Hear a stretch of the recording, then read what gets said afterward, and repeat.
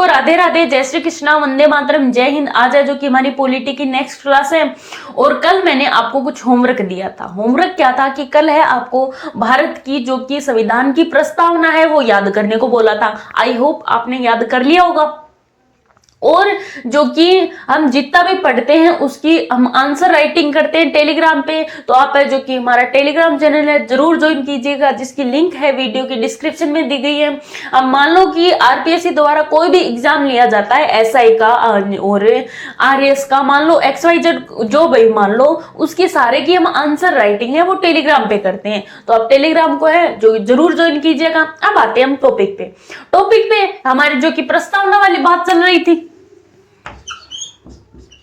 प्रस्तावना वाली बात में मैंने आपको कहा था कि आपको है पूरा का पूरा सब प्रस्तावना याद होनी चाहिए। प्रस्तावना जैसे कि हमने कल देखा था, कुछ शब्द हमने कल देख लिए थे, लेकिन मैं आपको सिर्फ बोल के बताया था। आज हम जो कि लिखेंगे साथ साथ में, आपकी आज के बाद मैं आपको क्लास में लिखाऊंगी भी। तो चलो भाई देखते हैं, एक बार प्रस्तावना को बोल देते हैं पूरा का पूरा कि हम भारत के लोग भारत को जो कि संपूर्ण प्रभुत्व संपन्न समाजवादी पंथ निरपेक्ष लोकतंत्रात्मक गणराज्य बनाने के लिए तथा समस्त नागरिकों को सामाजिक आर्थिक राजनीतिक न्याय विचार अभिव्यक्ति विश्वास धर्म और उपासना की स्वतंत्रता प्राप्त कराने के लिए तथा समस्त नागरिकों में जो कि प्रतिष्ठा और अवसर की समानता प्राप्त कराने के लिए व्यक्ति की गरिमा और राष्ट्र की एकता व अखंडता को बनाए रखने के लिए सुनिश्चित करने के लिए आज इस संविधान सभा में 29 नवंबर 1939 को यानी कि विक्रमी कैलेंडर के अनुसार मार्गशीर्ष शुक्ल सप्तमी 2006 को आज इस संविधान सभा में संविधान को अंगीकृत अधिनियम तथा आत्मनिर्मित करते हैं। ये सब है जो कि हमने कल देख लिया था। आज हम उसको एक एक पॉइंट को देखेंगे। तो सबसे पहला हमारा टॉपिक क्या आता है, we are the people of India, हम भारत के लोग, भारत को एक प्रभुत्व संपन्न। तो पहला शब्द आता है हमारा प्रभुत्व, या इसको प्रभुत्व लिख लो या संप्रभुता लिख लो, संप्रभुता लिख लो। संप्रभुता, संप्रभुता का मतलब आप सबको पता है, मैंने आपको कल बताया था। आपको सबको पता होना चाहिए कि संप्रभुता का मतलब है वो क्या होता है। तो चलो देखते हैं। संप्रभुता का मतलब एक बार मैं मोटा मोटी तौर पे बता दूं कि भारत है जो कि अपने आंतरिक व बाहरी निर्णय स्वयं लो, इसको हम कहते हैं जो कि प्रभुत्व। भारत है जो कि संप्रभुत्व कब बना, भारत बना भाई जो कि 26 जनवरी 1950 को एकदम भारत एक संप्रभुता देश है वो बन गया था। इस बात को हम लिखते हैं। पहले क्यों नहीं बना था, पहले है भारत का संविधान है जो कि भारतीय अधिनियम 1935 के अनुसार है वो चलाता था भारत का संविधान। फिर 26 जनवरी 1950 के बाद हमारा संविधान है भारत चलाता है भाई। भारत अब एकदम संपूर्ण है, डोमिनेट स्टेट है। डोमिनेट क्या होता है, सारी निर्णय स्वयं ले, वो डोमिनेट स्टेट होता है। जैसे कि मान लो हम वर्तमान में भी देखें तो कनाडा जैसे देश है वो आज भी डोमिनेट स्टेट है, डोमिनेट स्टेट है, इनको भी थोड़ा सा ध्यान में रखना। तो चलो भाई लिखते हैं कि संप्रभुता क्या होती है। संप्रभुता होती है कि भाई भारत के जो कि आंतरिक व है, किसी भी देश के आंतरिक व बाहरी निर्णय वो स्वयं लो। जैसे कि भारत की बात करते हैं, भारत एक प्रभुत्व संपन्न देश है, यानी कि किसी भी देश के आंतरिक वह बाहरी निर्णय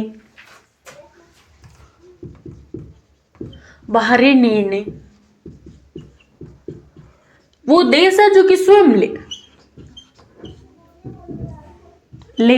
जैसे कि हम भारत की बात करें तो भारत है जो कि 26 जनवरी 1950 को एक प्रभुत्व संपन्न संप्रभु देश वो बना, संप्रभु देश बना।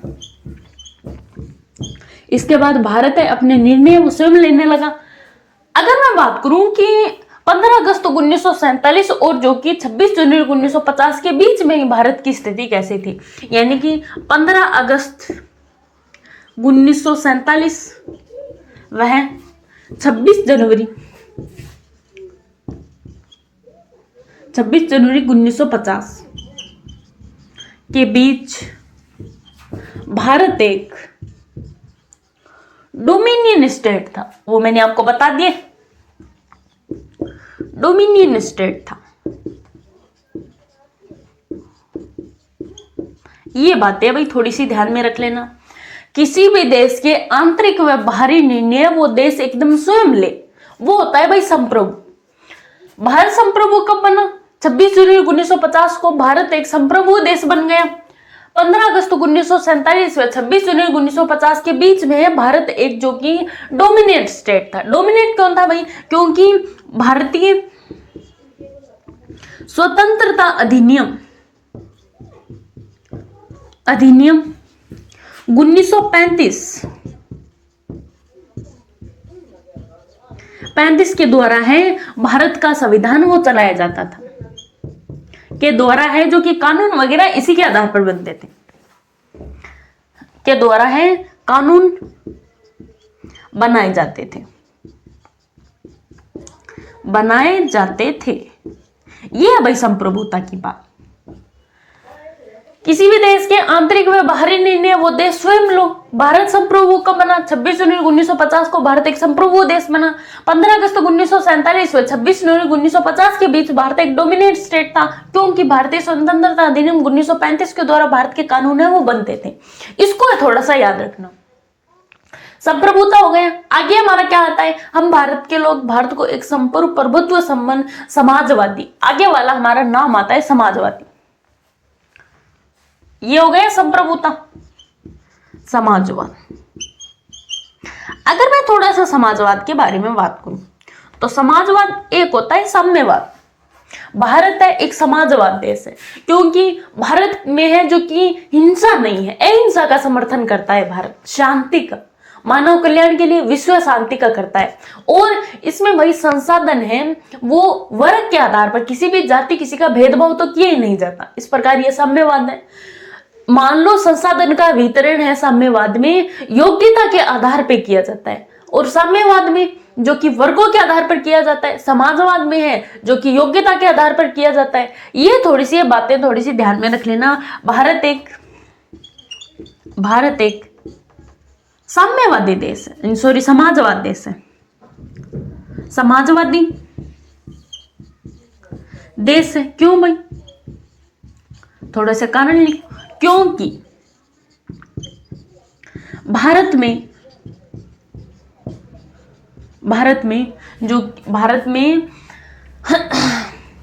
यानी कि हिंसा नहीं होती है। भारत हिंसा का समर्थक नहीं है। भारत हिंसा का समर्थक नहीं है।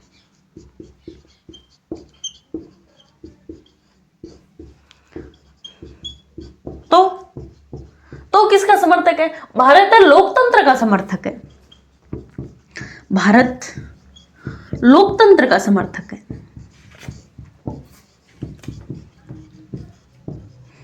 समर्थक है, इसका मतलब आप कुछ समझ गए होंगे। साम्यवाद में भारत में जो कि संसाधन है वो योग्यता के आधार पर वितरण, योग्यता के आधार पर या आवश्यकता के आधार पर वितरण किया जाता है। योग्यता के आधार पर लिख लो। इसमें साम्यवाद में है जो कि संसाधनों का वितरण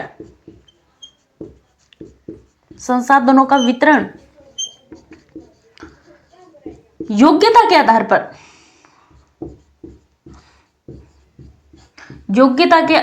किया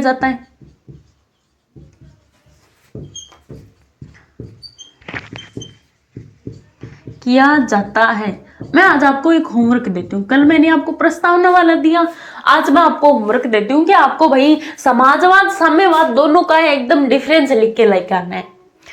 फटाफट से इसका डिफरेंट लिखना है। कुछ तो मैंने आपको लिखा दिया कि जैसे भाई जो कि साम्यवाद में लोकतंत्र नहीं होता, समाजवाद में लोकतंत्र होता है। इसमें जो कि समाजवाद में हिंसा नहीं होती, बिल्कुल भी अहिंसा का समर्थन करता है, और वो वाला है जो कि हिंसा का समर्थन करता है, साम्यवाद वाला। इसमें जो कि योग्यता के वितरण आवश्यकता के आधार पर किया जाता है समाजवाद में, और इसमें वर्गों के आधार पर जो संसाधनों का वितरण है वो किया जाता है। ये भी थोड़ी सी बात ध्यान में रखना। समाजवाद भारत एक समाजवादी देश है क्योंकि यहाँ पे जो कि हिंसा का समर्थक नहीं है, भारत में लोकतंत्र का समर्थक है। और जो कि साम्यवाद में लोकतंत्र का समर्थक नहीं होता, संसाधनों का वितरण योग्यता के आधार पर किया जाता है, न कि वर्गों के आधार पर किया जाता है। ये कुछ बातें ध्यान में रखना, कल आपको डिफरेंट लिख के आना है कि एक तरफ समाजवाद आना चाहिए, एक तरफ है जो कि साम्यवाद आना चाहिए। पूरा लेख लिख लो और टेलीग्राम ज्वाइन कर लो, उस पे है जो कि मैं चेक करूंगी आपके जो कि मेंस वाले क्वेश्चन है वो मैं आपके टेलीग्राम पे चेक करूंगी, क्योंकि साथ साथ मैं भी वहीं पे आंसर राइटिंग करती हूँ और प्री वाले है वो हम यहीं पे कर लेंगे। तो चलो देखो, संप्रभु हो गया, समाजवाद हो गया। आगे हम देखें तो भारत के लोग भारत को प्रभु संपन्न, समाजवाद, पंथ निरपेक्ष। आगे वाला शब्द आता है हमारा पंथ निरपेक्ष। पंथ निरपेक्ष क्या होता है तो वो देख लेते हैं। नेक्स्ट वाला हमारा नाम है पंथ निरपेक्षता।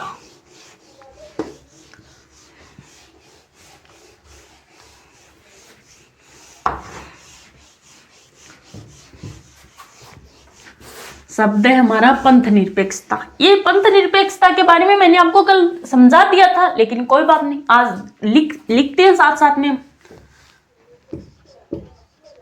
पंथ निरपेक्षता मतलब भाई जो कि भारत है, किसी भी एक धर्म को राष्ट्रीय धर्म है वो घोषित नहीं किया गया है। किसी भी धर्म को राष्ट्रीय धर्म है वो घोषित नहीं किया गया। तो भारत किसी धर्म का है जो कि प्रत्यक्ष रूप से किसी भी धर्म का समर्थक नहीं करता।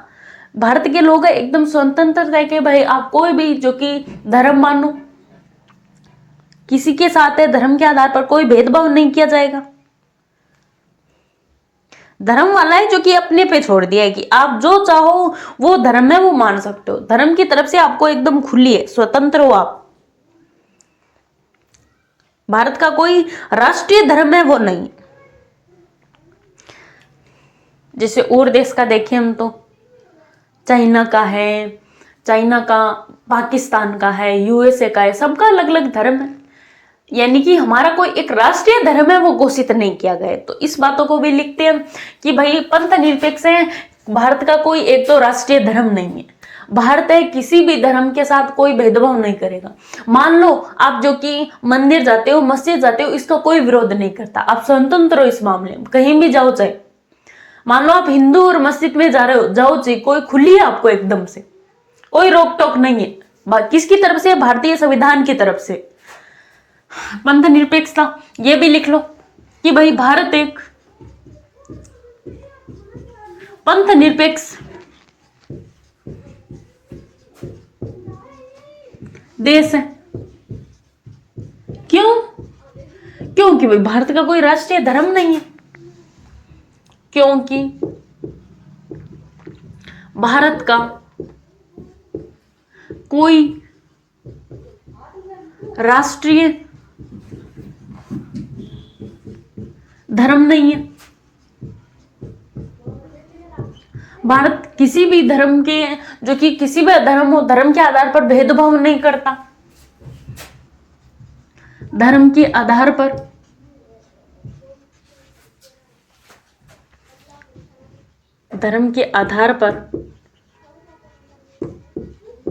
भेदभाव नहीं करता है।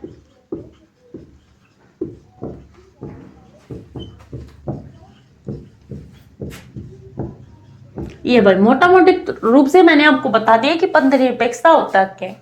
यानी कि भारत है जो कि इसका कोई भी राष्ट्रीय धर्म नहीं है, किसी भी धर्म के साथ भेदभाव नहीं करेगा। व्यक्ति है धर्म के मामले में स्वतंत्र है। व्यक्ति धर्म के मामले में स्वतंत्र है।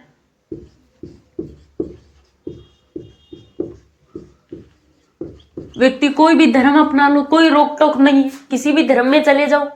ये भाई कुछ धर्म की बातें उनको याद रखना। पंथ निरपेक्षता यानी कि भारतीय संविधान में ऐसा ऐसा है कहा गया। फिर हम और बात करें, पंथ निरपेक्षता हो गया, फिर हम आगे वाला शब्द आता है हमारा लोकतंत्र। लोकतंत्र क्या होता है? प्रस्तावना के बारे में अब आपको कोई दिक्कत नहीं होनी चाहिए। भारत है जो कि इसका कोई राष्ट्रीय धर्म नहीं है, भारत एक पंथ निरपेक्ष देश है, कोई राष्ट्रीय धर्म नहीं है। आप कोई भी धर्म अपना लो, कोई दिक्कत वाली बात नहीं, आप धर्म के मामले में एकदम स्वतंत्र हो। ये कहा गया भाई हमें पंथ निरपेक्षता में।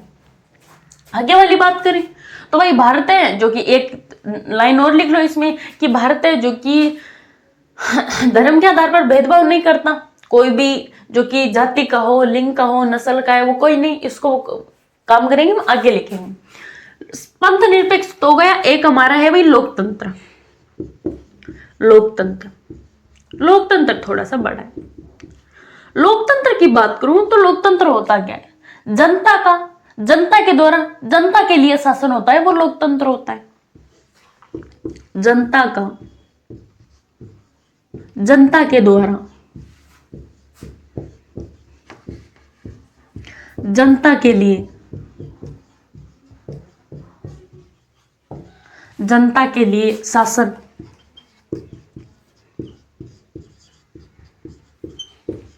लोकतंत्र कहलाता है। लोकतंत्र कहलाता है। ये भाई हमारी दो प्रकार की होती है। दो प्रकार की कौन कौन सी? एक तो होती है डायरेक्ट प्रत्यक्ष लोकतंत्र, एक होती है अप्रत्यक्ष लोकतंत्र। इसको हम देखेंगे प्रत्यक्ष कौन सी होती है, अप्रत्यक्ष कौन सी होती है। अप्रत्यक्ष लोकतंत्र, इसको एक बार हम देखेंगे भाई प्रत्यक्ष कौन सी होती है, अप्रत्यक्ष है वो वाली कौन सी होती है। प्रत्यक्ष तो भाई एकदम है जो कि जनता है, सरकार की जितनी भी शक्ति है वो जनता में नहीं तो जनता के अनुसार है। जनता से पहले भाई ऐसे जनमत संग्रहण करे कि भाई आपको है कैसा शासन चाहिए, इस प्रकार का शासन चाहिए तो लो इस प्रकार का शासन हो। जैसे कि हम देखेंगे कि प्रत्यक्ष लोकतंत्र को 2-3 भागों में बांटा गया, उसकी भी चर्चा करेंगे। अप्रत्यक्ष लोकतंत्र, अप्रत्यक्ष लोकतंत्र जैसे कि मान लो जनता है, भारत में अप्रत्यक्ष लोकतंत्र है, भारत की जनता है, कोई यानी कि प्रतिनिधि को चुनता है, वो प्रतिनिधि कहा जाता है या तो विधानसभा में या संसद में जाता है आगे, फिर वो हमारी जनता की डिमांड है, फिर वो वहां पे करता है। अप्रत्यक्ष लोकतंत्र है, सरकार की और जनता के बीच में एक कौन आ रहा है, एक प्रतिनिधि आ रहा है जनता का, वो आ रहा है। इसका मतलब है यहाँ पे अप्रत्यक्ष लोकतंत्र है वो भारत में। भारत जैसे देशों में, ब्रिटेन में, इसमें है जो कि अप्रत्यक्ष लोकतंत्र है।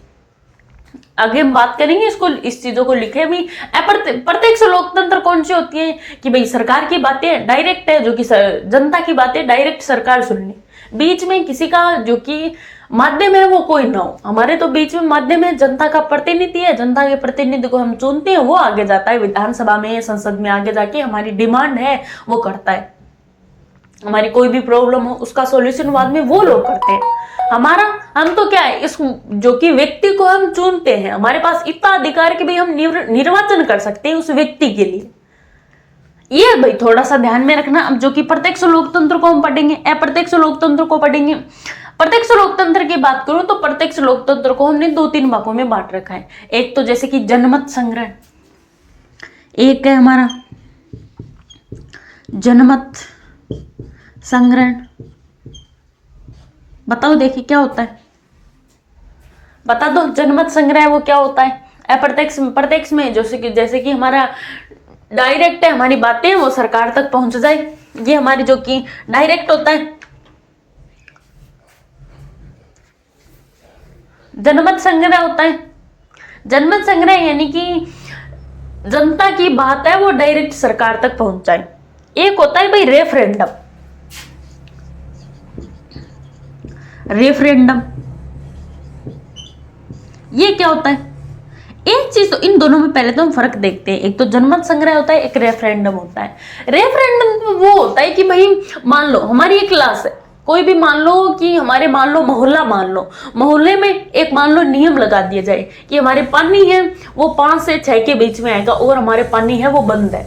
पूरे मोहल्ले में एक मान लो व्यक्ति खड़ा है और वो कह रहा है कि पूरे मोहल्ले में पानी है, अब पूरे दिन नहीं चलेगा, तो शाम तो चलेगा, 5 और 6 सिर्फ 2 ही घंटे चलेगा, 2 ही घंटे चलेगा। ठीक है भाई, जनता की बातें हैं वो मान ली, यानी कि मान लो कि ये, मान लो एक व्यक्ति ने कहा है, मान लो यही बातें जनता कहने लगे कि मान लो इसका उल्टा कर दो, मान लो कि हमारे पानी नहीं आ रहा, हमारे पानी है जो कि 4-5 घंटे तक चलना चाहिए।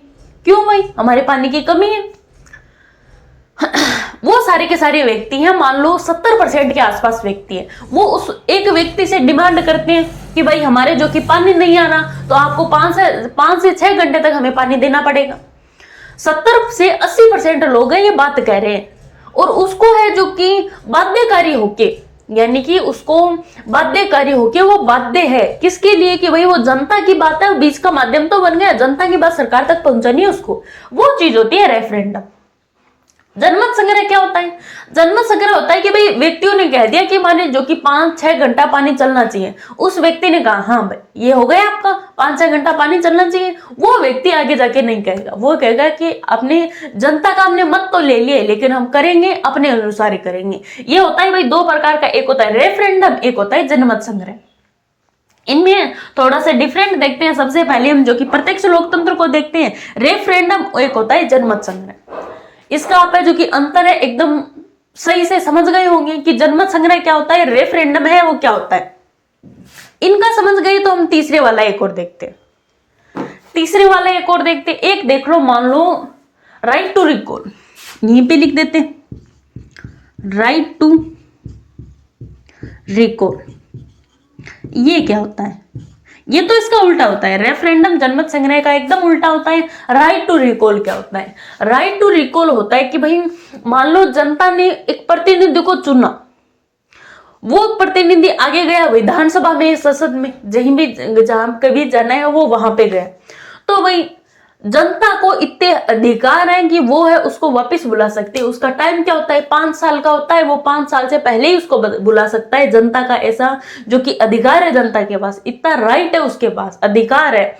तो भाई ये होता है राइट टू रिकॉल। यानी कि प्रत्यक्ष लोकतंत्र 3 प्रकार की होती है, रेफरेंडम, जनमत संग्रह, राइट टू रिकॉल। अब इन तीनों बातों को हम एक एक को लिखेंगे। फिर हम आएंगे अप्रत्यक्ष लोकतंत्र में। पहले ये जो कि आगे वाली हेडिंग होनी चाहिए आपकी, लोकतंत्र। लोकतंत्र की परिभाषा हो गई जनता का, जनता के द्वारा जनता के लिए शासन होता है, वो लोकतंत्र होता है। लोकतंत्र 2 भागों में, एक प्रत्यक्ष लोकतंत्र, एक अप्रत्यक्ष लोकतंत्र। तो पहले लोकतंत्र में आपकी हेडिंग होगी प्रत्यक्ष लोकतंत्र। प्रत्यक्ष लोकतंत्र में होगा आपके रेफरेंडम। रेफरेंडम क्या होती है? अब तो फटाफट से हमें लिखना है, समझ मैं आपको समझा तो चुकी हूँ एकदम से। तो भाई देखते हैं, पहला अप्रत्यक्ष, प्रत्यक्ष लोकतंत्र में पहला है हमारा रेफरेंडम। रेफरेंडम इसमें भाई जो कि जनता की, हाँ भाई चलो देखते हैं रेफरेंडम। इसमें भाई जो कि जनता की डिमांड है, प्रतिनिधियों को आगे सरकार के पास देना है, वो बाध्यकारी होता है, मानना है, कानूनी रूप से मानना बाध्यकारी होता है। तो ये देखते हैं रेफरेंडम, यानी कि जनता की बात प्रतिनिधि बीच वाला व्यक्ति, प्रतिनिधि को कानूनी रूप से मानने के लिए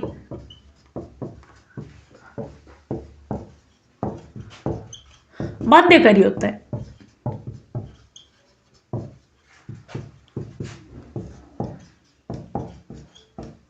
ये हो गया अपना जो कि रेफरेंडम। जस्ट इसके उल्टा करना है हमें, जो कि जनमत संग्रह। दूसरे वाला हमारा है जनमत संग्रह। जनमत संग्रह है उसके बिल्कुल है, इसका उल्टा हो जाएगा, बिल्कुल उल्टा। ये हमारे कैसे था? जनता की बात है, प्रतिनिधि को कानूनी रूप से माननी है, जो कि बाध्यकारी हो जाती है। इसमें कोई बाध्यकारी नहीं है भाई, जनता ये कह रही है तो कह रही है। जनता का एक बार है जो कि मत ले लिया, लेकिन आगे हमें कोई जो कि प्रॉब्लम नहीं है। हम जो कि सरकार है, आगे प्रतिनिधि अपना काम है जो कि अपने अनुसार करेंगे। एक बार जनता का मत ले लिया, आगे हम देखते हैं। आगे हम बात करें तो जनमत संग्रह इसका उल्टा, जनता की बात प्रतिनिधि को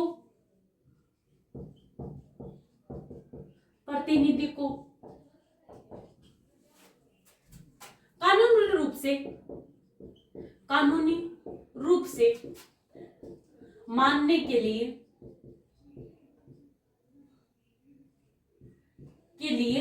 जो कि बाध्यकारी नहीं है, कानूनी रूप से मानने के लिए बाध्यकारी नहीं, बाध्यकारी नहीं। ये हमारा जो कि जनमत संग्रह हो गया। राइट टू रिकॉल आगे वाला है हमारा, जो कि राइट टू रिकॉल तीसरे वाला। ये हो गया, तो चलो आगे। तीसरे वाला है हमारा राइट टू रिकॉल। ये और क्या कहता है, इसकी बात भी थोड़ी सी जान लेते हैं।